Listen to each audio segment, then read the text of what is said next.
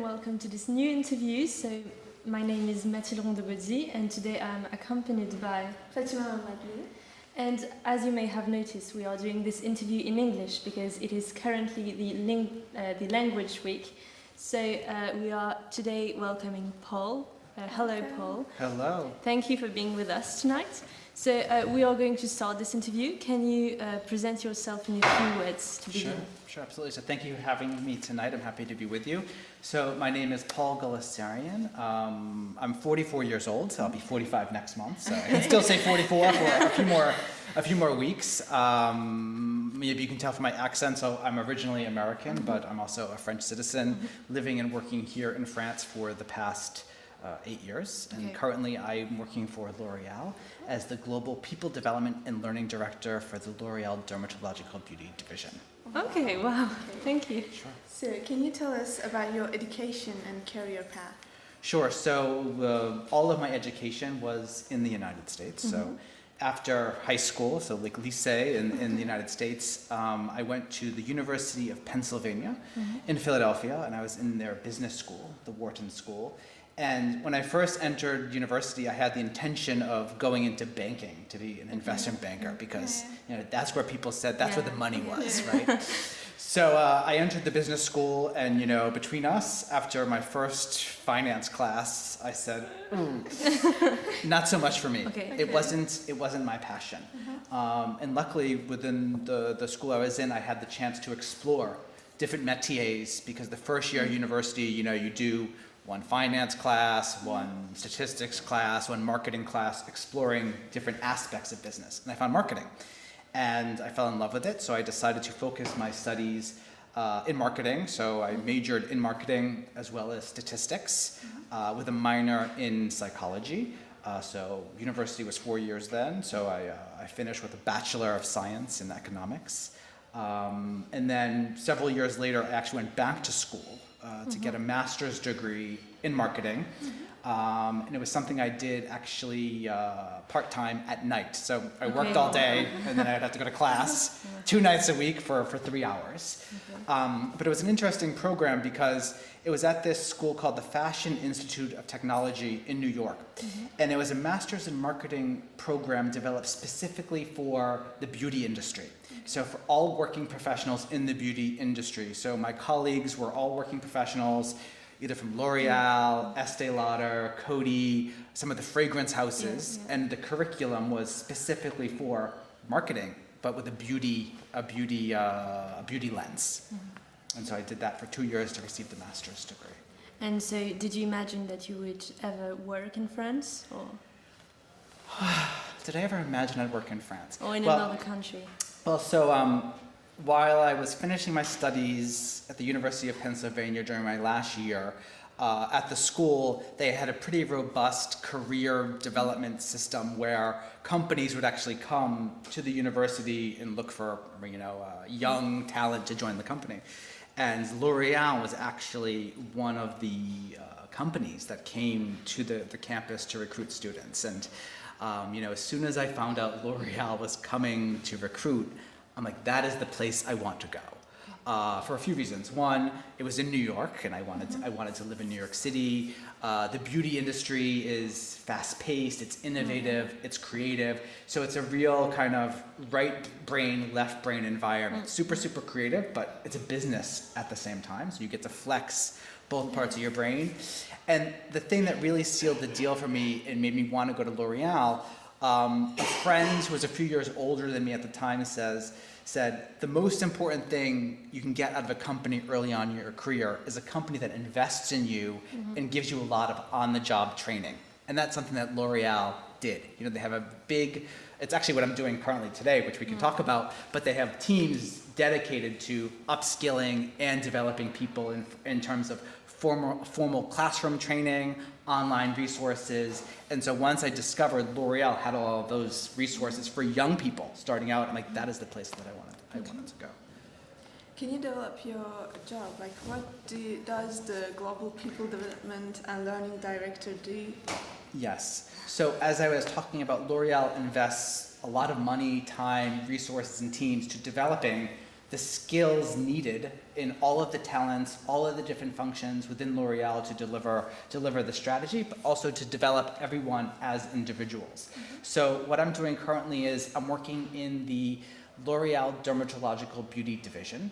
So at L'Oreal, there's 4 divisions. So Consumer Products Division.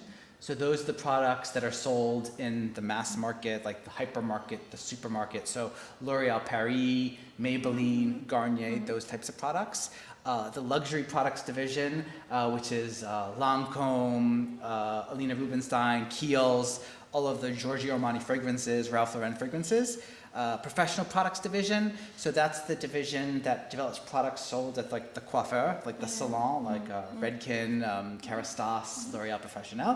And then there's my division, the L'Oréal Dermatological Beauty Division, which is the division which specializes in helping treat skin diseases and pathologies with products developed with and recommended by dermatologists. So those are the brands like La Roche-Posay, Vichy, SkinCeuticals, Skin Better Science, CeraVe that my division creates. And so what I do as Global People Development and Learning Director is I make sure that our talent, our employees, our colleagues at L'Oreal Dermatological Beauty have the right skills needed to deliver the strategy that the business has set in place. So we work closely with the business, our senior leaders and our stakeholders to understand where we're going in terms of a business. And then from that, we actually assign skills. There's a big skills library at L'Oreal. What are the skills concretely needed for people working in marketing, people working in our medical teams, people working in operations, for them to properly deliver what they need to deliver. So once we identify what those skills are, we build training programs to upskill them, develop those skills. And those training programs can be 3 different things. First, there's online resources like e-learnings. So content, people can go online on their own, spend 30 to 40 minutes on a specific topic, upskilling themselves. Then we have in-class programs, seminars that we create and manage, facilitate either ourselves. So we're trained facilitators on my team, or we work with outside consultants to develop programs where we welcome colleagues from all over the globe in seminars here in Paris. And actually earlier today, I was facilitating a seminar for some colleagues in Paris this afternoon. And then the last type of content we develop are virtual classes. So they're live programs we deliver online with a facilitator. People are connected by Zoom or by Teams. It's an online class like we used to do in the COVID period. And was it your choice to go on the dermatology path? No, not particularly. The opportunity kind of came to me, and actually, the majority of my career at L'Oreal. So I've been at L'Oreal for 23 years this summer. I've been working at L'Oreal. The majority of my career was working in marketing, mostly global product development marketing, because at L'Oreal we define marketing in 2 different métiers. You have some teams, global brand teams. These are teams we call the DMI in French. It's the Direction Marque Internationale. So these are the global teams that are mandated to design the brand equity, what the brand stands for. These are the teams designing the products, coming up with the new ideas, working with the labs to develop the formulas, working with creative agencies to develop the packaging, working with communication agencies to develop all of the content and communication they'll put in front of consumers. So I spent 18 of my years working on mostly on those developmental teams. I'll come back to that. The other type of marketing teams are the operational marketing teams.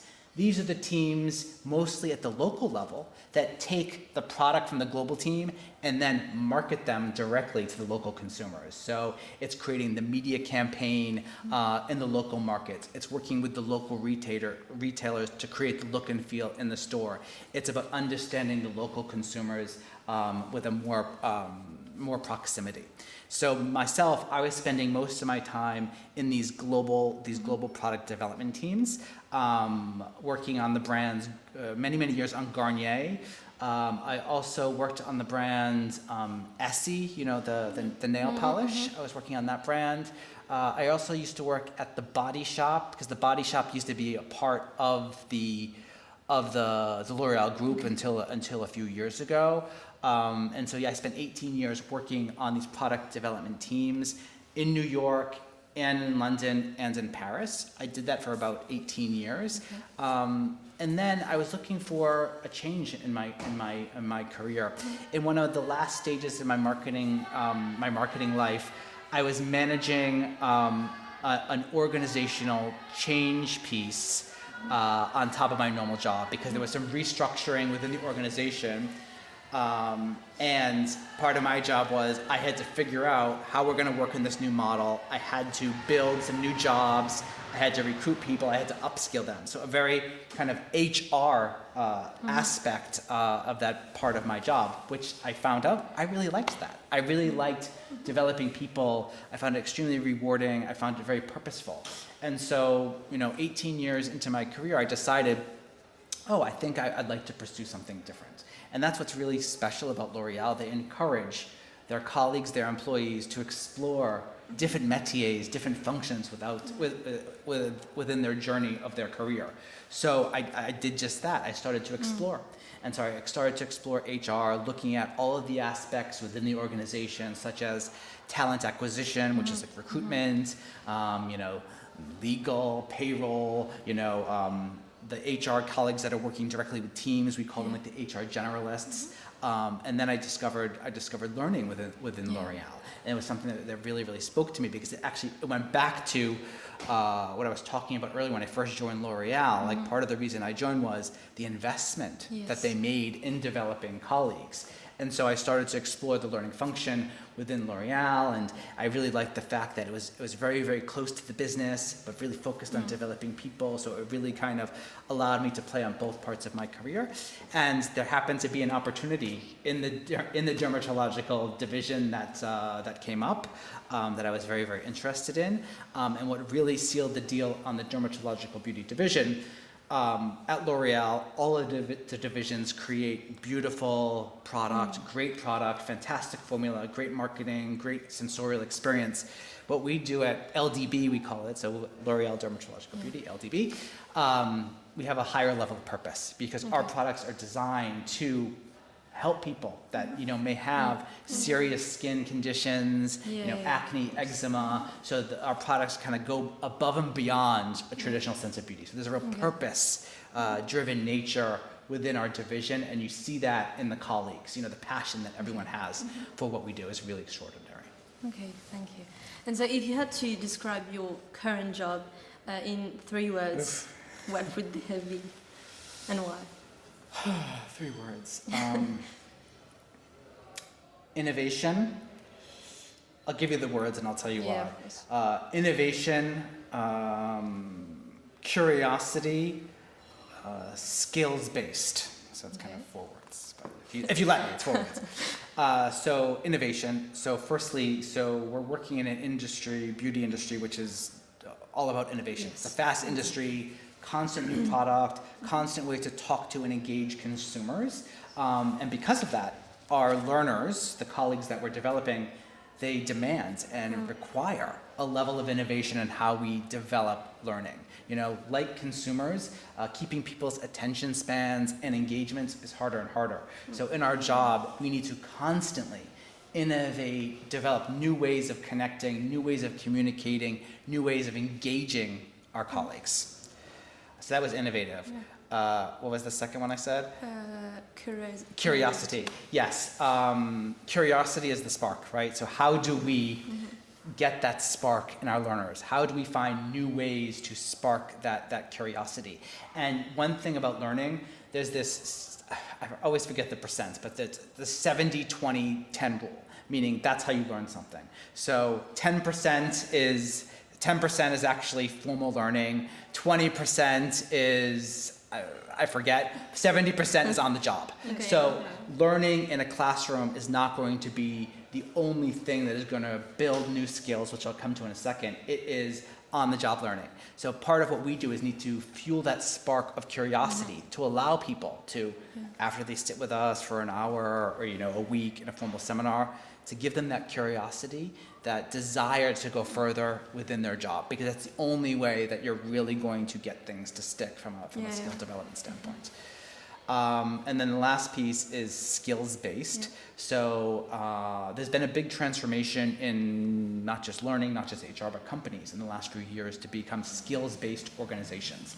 And it's about developing an arsenal, a library of skills, not necessarily all in the same domain, not just in marketing, but develop skills that, encompass multiple domains and métiers that allow people to become agile, that allow people to be able to adapt and move into different functions. We're in a big moment of disruption and transformation right now in the world and life with AI. It's changing everything like overnight. Things are changing fast and fast. People need to be agile. People need to have a skill set that can pivot from one task to another. So what we're doing right now is ensuring our colleagues are well-rounded and able to flex and move as society, the business, this AI thing requires. And in your innovation parts, you said that you had to always find new strategies to improve yourself. How does the company do to find new strategies and to? Yeah, if we look at a learning development standpoint, how do we find new strategies? It's several-fold. Firstly, at L'Oreal, we have a large and robust people development and learning community. There's 16 different teams within L'Oreal developing learning and upskilling of teams. So each division has one. The labs, R&I has one, operations, finance. So each métier has a learning team. So we have a rich network of colleagues that we're constantly sharing with, growing with, challenging each other, identifying best practices. When something works well, we share it amongst the community. So this intra-community learning and upskilling and sharing. Point one. Point two, externally. We work with a long list of suppliers, vendors, consultants that we partner with either to learn something. They'll give us a tool that we can use. They'll help us build something. They'll share their methodology. They'll come in sometimes and work with us in developing and facilitating seminars. So, for example, the seminar I was in this afternoon, we built it with a consultant that we work with quite often. And we spend several weeks together. She brings ideas. I bring ideas. We challenge each other. I would say the third thing is, from life, media, social media, what's going on online. That fuels us as well, because part of learning has an entertainment component, right? So it's how do we use entertainment, social media, the tools of communication to develop and innovate. And I'd say the last thing too, and this is something that I'm challenging myself and my team to do every day, is AI. Honestly, AI is a fantastic tool to help us grow, help us challenge, help us brainstorm. One thing I love about AI is sometimes we're missioned with doing a seminar. So I'm sitting in front of a white page. It's like, I just don't know where to go. I need an idea. You go into ChatGPT, you write a prompt, and it gives you something. It gives you a stimuli, something to react to. Hey, it might be good, it might be bad, or like, hey, this is interesting, I'm going to build on this. So we're using AI more and more to develop.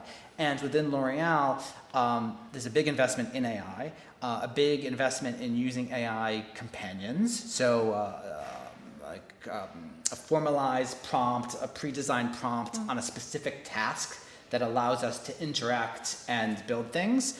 So in the learning community, we've developed learning design companions that guide us through with targeted questions of how to develop, fine-tune trainings. Okay. Have you worked on different cities? And if it is the case, what is the differences that you saw? Yeah, so let's see, where have I worked? So I spent probably about half of my career working in New York. So L'Oreal USA is based in Manhattan. So I spent many, many years living and working in New York City. I'll tell you where I've worked, and I'll go back and explain the differences. I spent a few years in London when I was working at the body shop.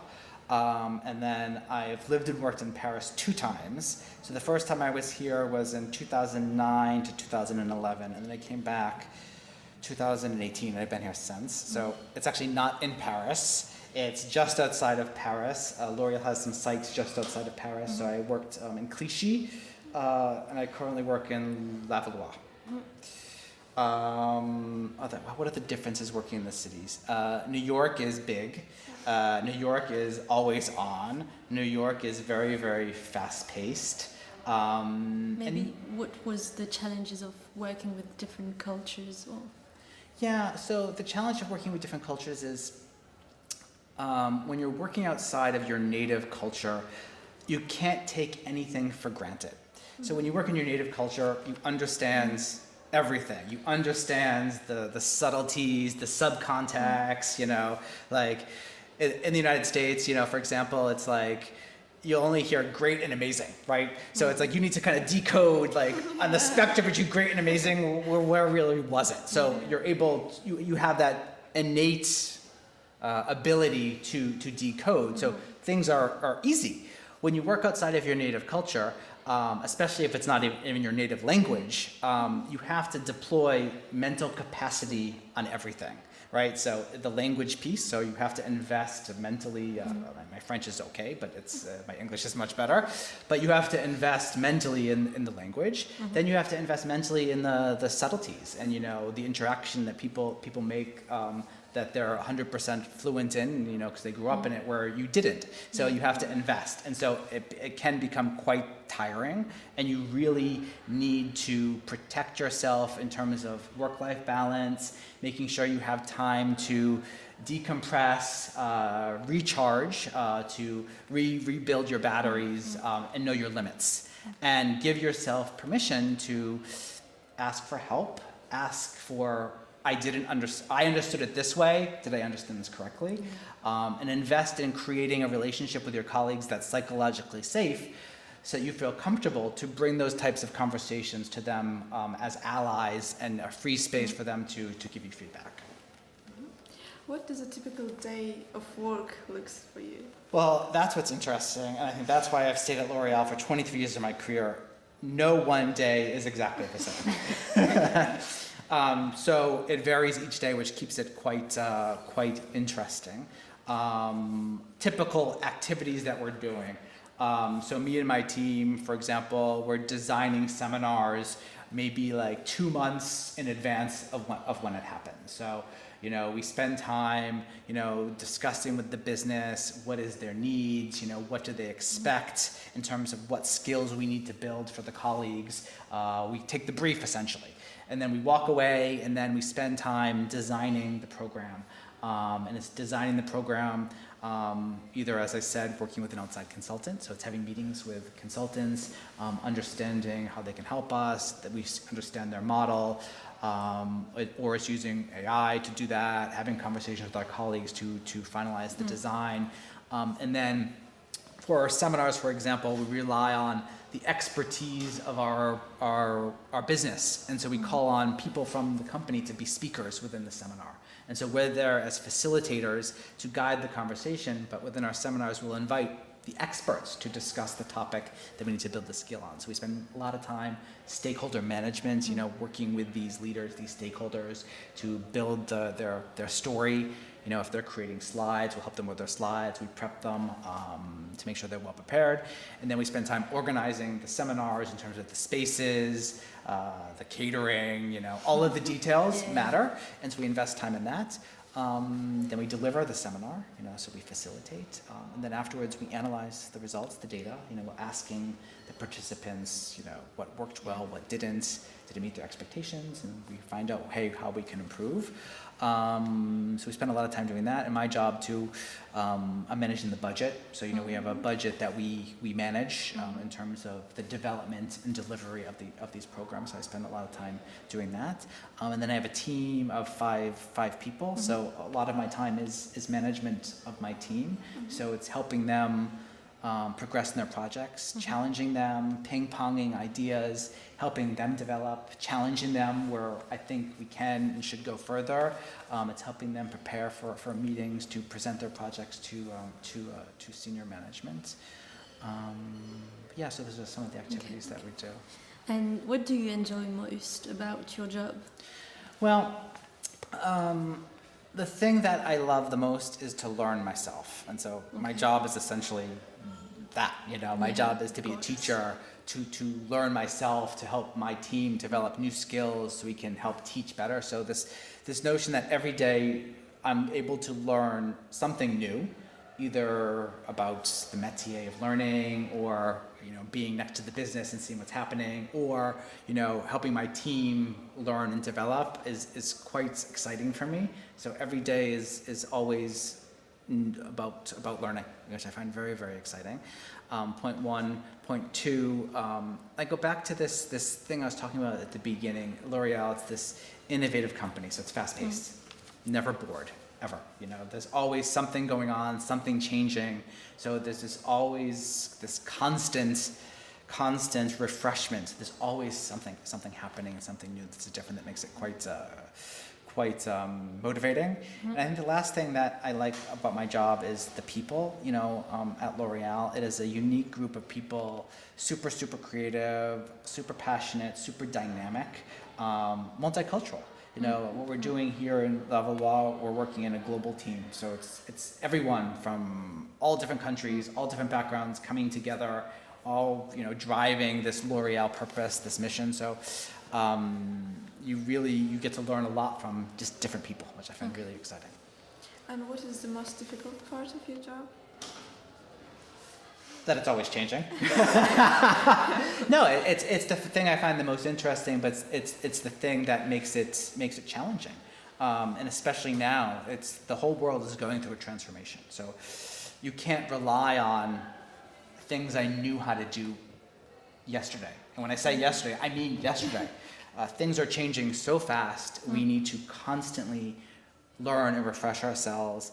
And it's this notion of you need to be comfortable being uncomfortable, right? Because you're always going to be out of your natural comfort zone because things are changing so fast, faster than I think our natural ability to adapt allows us. So you need to find comfort in that.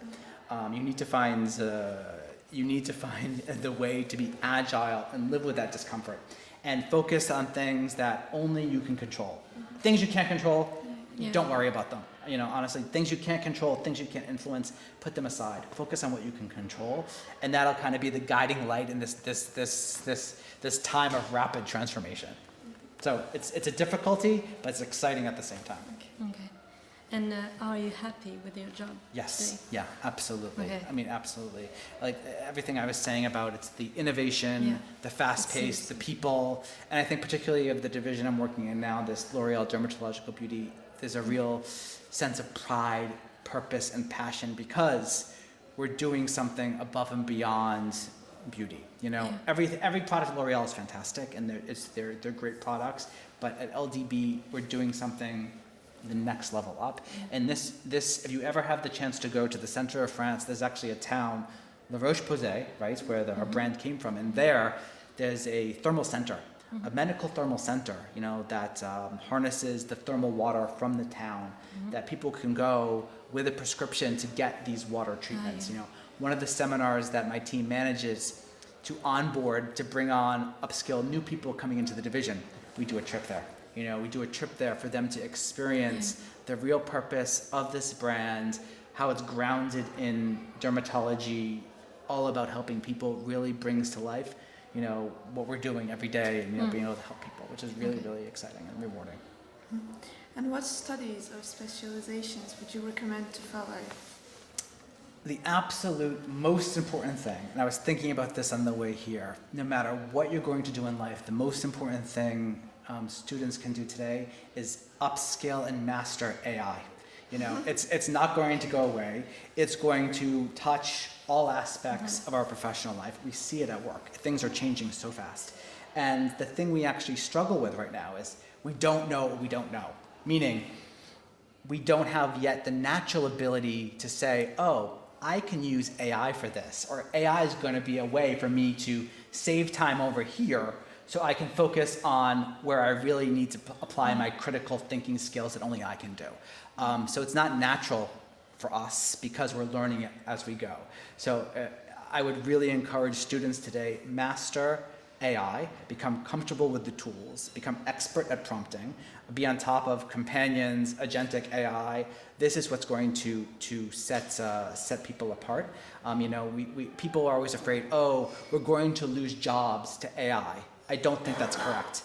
I think what's going to happen is you're going to lose your job if you don't know how to use AI. So AI is going to be an amplifier of what we can do as humans.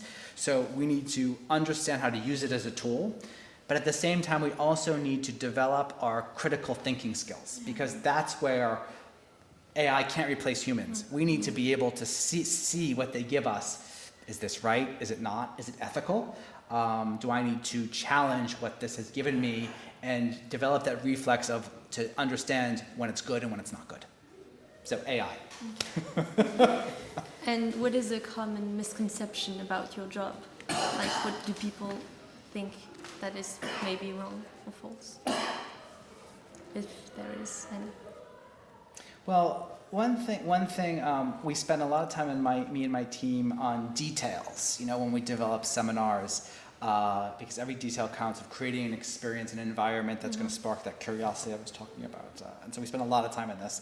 I think people think, my team does a great job, so it almost looks easy, but it's not, right? So it's like, one of the misconceptions is these training programs can be developed quickly. A lot of time, effort, energy goes into it to ensure the content is right, but also the delivery, the environment, the experience creates the right place for people to get that spark of curiosity. Okay. Do you have a memorable or surprising anecdote or moment from your career? It can be a moment. Oof. All right, I have one. So this was the first time I was working in Paris. It must have been in 2009 or 2010. So I was in the headquarters in Clichy. The Clichy is the global headquarters. And I remember once I was going into the elevator, or I don't know if it was the start of the day or the end of the day, but I go in the elevator and, there's a big bodyguard type guy and then this older woman next to him. And it was actually Lillian Betancourt. So like the heiress, the owner of L'Oreal. And it was at the time about, the 100th anniversary of L'Oreal, so it must have been in 2009, so she was there to celebrate with the company, and so it's like, I was caught a little bit off guard, like, okay, there's Madame Betancourt here in the elevator with us. But it's a family business, so it's not that surprising, I guess. And so are there opportunities of potential career growth in your job? Yeah, I think so. I mean, like I was saying, like within my particular field in people development, in learning, the ecosystem is quite large. So there's 16 different learning teams within L'Oreal. Yeah. So there's opportunities there. But what is really particularly interesting about L'Oreal, and it's why I built my career there for 23 years and will likely spend the next 23 years of my career there. It allows colleagues, and it actually promotes colleagues and recommends colleagues explore different métiers outside of what they're, have been doing. So myself, I went from marketing to HR to learning. So the door's open, and it allows all of us to explore. And it goes back to the comment I was talking about earlier, this transformation of organizations to skills-based, right? So it's not just about developing skills within the domain I'm working in today. It's about developing skills for where I want to go in the future. And L'Oreal allows that. They encourage that to explore and develop yourself outside of what you're doing, outside what you're doing today. Okay. And what is the one piece of advice you wished you had received at our age, except AI? Well, that's gonna be, I don't think it was there then.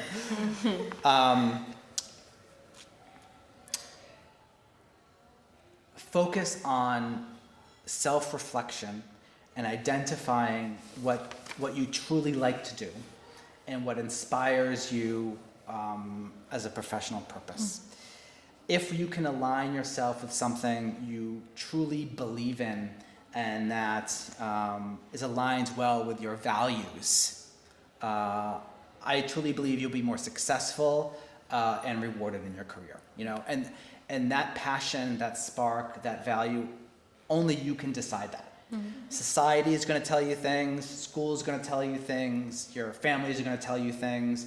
Only you can know 100% what your purpose is, where your values lie. Spend a lot of time thinking about that and find that path within your studies and in your professional career. You'll not only be happier, you'll be more successful. Fatima and Mathilde asked you about the difference between working in New York City, London and Paris. Yeah. And I'm going to do exactly the same things but in a more practical way. Yeah. What is the difference between the US worker, the British worker and the French worker? Even if you gave us a lot of clue in your intervention, but what is your feeling about that? Yeah, I can't answer the Brit one because actually when I was working in London, everyone was French. So I can speak about the difference between American and French. Let me think. In the United States, especially in New York, it's extremely fast-paced. So in terms of the rhythm, it's quite different. So we would arrive at work at 8 a.m., sometimes earlier. Meetings are starting, you know, right at 8:30, 8:45. You know, you're in a meeting room. Things are starting. We don't take a lunch break, so you're either bringing lunch from home or you're going out and getting something. You come back, sit at your desk. You know, you go on the internet for 20 minutes and you're eating. There's less social aspects, I think, at work in the United States. So like the lunch piece I was talking about, less coffees, you know. You're there, you're kind of working. I think we used to end maybe earlier than we do in France, so probably 5:30, 6 p.m. maximum we're ending in the US. And then, you know, living in New York, it's like, okay, everyone's going to the gym afterwards and you go out with your friends to the bar, you know, so it's always on. In France, I think it has a more of a social aspect. You know, maybe it's starting a bit later. You know, you're spending some time discussing with your colleagues, you know, over coffee, you know, in the morning. You know, you're spending that time at lunch, you know, having discussions, you know, having a real pause in the canteen. I think we're working longer hours though in France. I think we're staying later. But in the United States, we don't get much vacation time, right? So that we don't have the vacation culture, you know, at all. I remember when I started working, I think I had 10 days. I had 10 days of vacation, and I don't even think I used them all. You know, we didn't have that vacation reflex, whereas here we have much more vacation, and you know we use it and we have it. So I think the day-to-day work-life balance I actually think was better in the United States because we're ending maybe a bit earlier, but in France you have real moments of pause, real moments of pause. The other thing I think about the difference between the United States and the French ways of working, ways of motivation, and it's very cultural. You know, in the United States, it's very, very positive, you know, and very positive reinforcement. You know, good job, amazing. Where in France, I don't find the feedback as generous as it is in the United States in terms of when things go well. Okay. And it goes back to the notion I was talking about earlier. It's like working outside of your native culture isn't obvious. And you need to spend time decoding and understanding and finding, build relationships with people you can have that psychological safety to have open and honest conversations and have, you know, someone help decode, because it can be quite isolating at times if you don't understand the feedback you're getting or how to well interact in a culture that's not your own. Okay, we would like to thank you for this moment. Thank you. It was very interesting. My pleasure. And we would like to also remind you that a national education psychologist is available at the lycée on Mondays and Thursdays. You can go through the vie scolaire to fix an appointment. Thank you very much. My pleasure. Bye. Thank you. Bye-bye.